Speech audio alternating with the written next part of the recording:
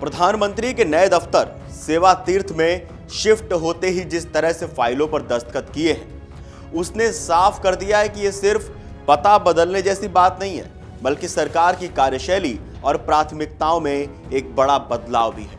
प्रधानमंत्री मोदी ने पहले ही दिन अपनी कलम से उन 4 स्तंभों को मजबूत करने का संदेश दिया है, जिन्हें वो अक्सर अपनी रैलियों में दोहराते रहे हैं: महिलाएं, किसान, युवा और गरीब।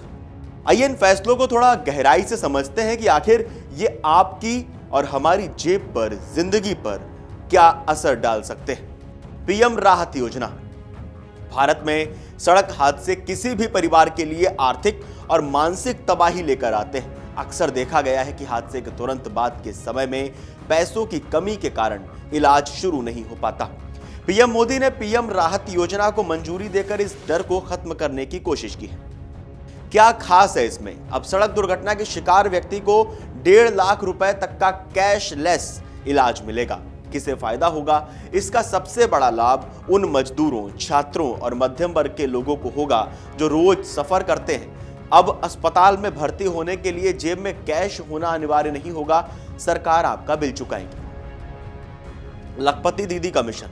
अब 3 नहीं 6 करोड़ महिलाएं। महिला सशक्तिकरण का नारा तो पुराना है, लेकिन लखपति दीदी योजना ने इसे जमीन पर उतार दिया है।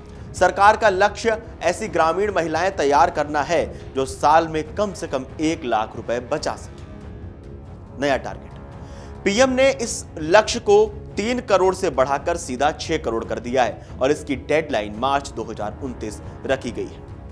इसका असर क्या होगा?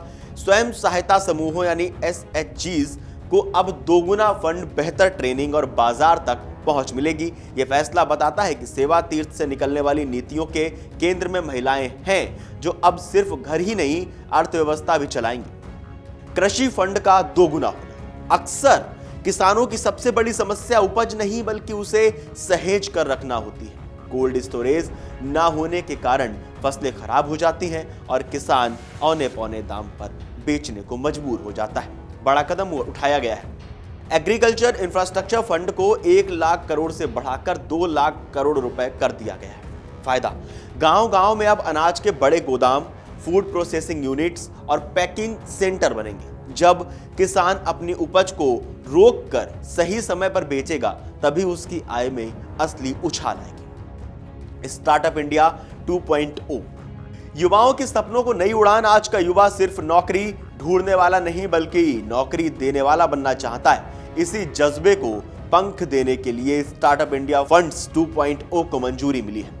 निवेश: इसके लिए 10,000 करोड़ रुपए का फंड रखा गया है। फोकस इसका यह है कि यह फंड डीप टेक और एडवांस मैन्युफैक्चरिंग जैसे आधुनिक क्षेत्रों में काम करने वाले स्टार्टअप्स को फंडिंग देगा। यह युवाओं के लिए न केवल रोजगार के नए मौके खोलेगा, बल्कि भारत को ग्लोबल टेक हब बनाने की दिशा में भी ले जाएगा। इन फैसलों को अगर एक धागे में पिरोया जाए तो यह साफ दिखता है कि सरकार सुरक्षा, समृद्धि और स्वावलंबन पर काम कर रही है।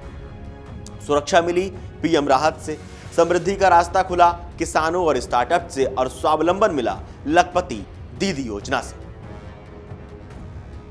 अगर आप ये वीडियो YouTube पर देख रहे हैं तो हमारे चैनल को सब्सक्राइब कर बेल आइकन दबाएं, और Facebook पर देख रहे हैं तो हमारे पेज को लाइक करें।